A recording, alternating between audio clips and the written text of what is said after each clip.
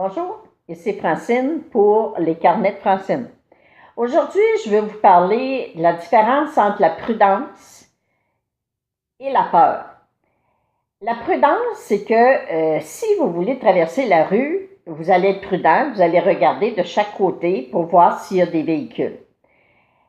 La peur, c'est tout à coup de voir qu'il n'y a pas de véhicule, mais de dire oh, ça passe tellement vite, là, je ne sais pas, je peux-tu prendre la chance de traverser? Peut-être je serais mieux d'être plus prudente. Je ne sais pas, j'hésite.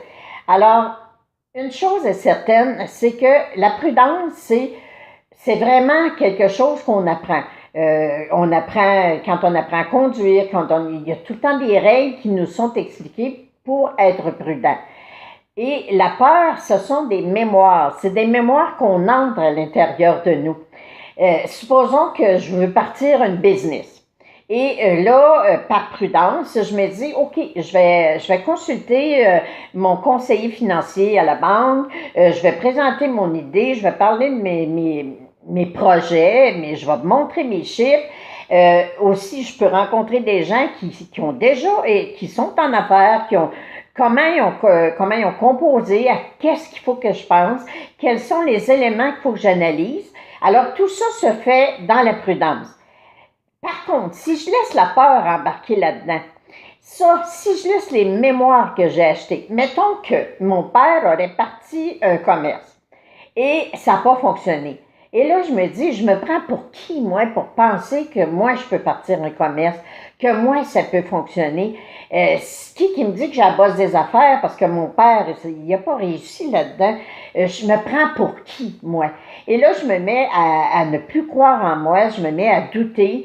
Je commence à dire, contente-toi donc ta petite job, puis fais donc ce que tu fais, puis...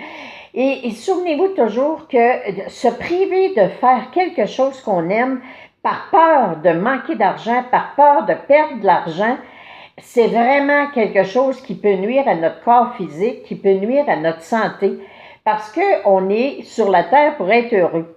Et être heureux, c'est d'être prudent, oui, c'est de faire confiance aux gens, et oui, surtout, c'est d'éliminer la peur. La peur, c'est le contraire de la foi.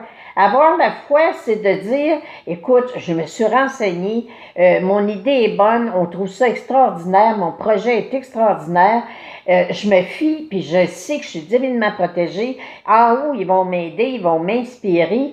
Je dois me faire confiance et essayer. Parce que si je ne sais pas, l'enfant qui apprend à marcher, si la première fois qu'il tombe par terre et qu'il se dit qu'il n'y a rien d'intéressant à savoir marcher, on se pète la marboulette, il n'essaye pas encore, il se prive d'un très grand plaisir de pouvoir être indépendant puis d'aller où ce qu'il veut puis de marcher. Alors, c'est la même chose. Si moi, par les peurs, je me prive de réaliser un projet qui me rendrait heureuse, un projet qui me ferait que je serais sur mon X, que je serais vraiment au travail divin, à l'endroit où je dois être et qui me permettrait d'être heureuse et qui laisserait les guides travailler pour continuer à me rendre heureuse, alors là, je dis que j'aime mieux être prudente, bien connaître mon sujet, mais agir.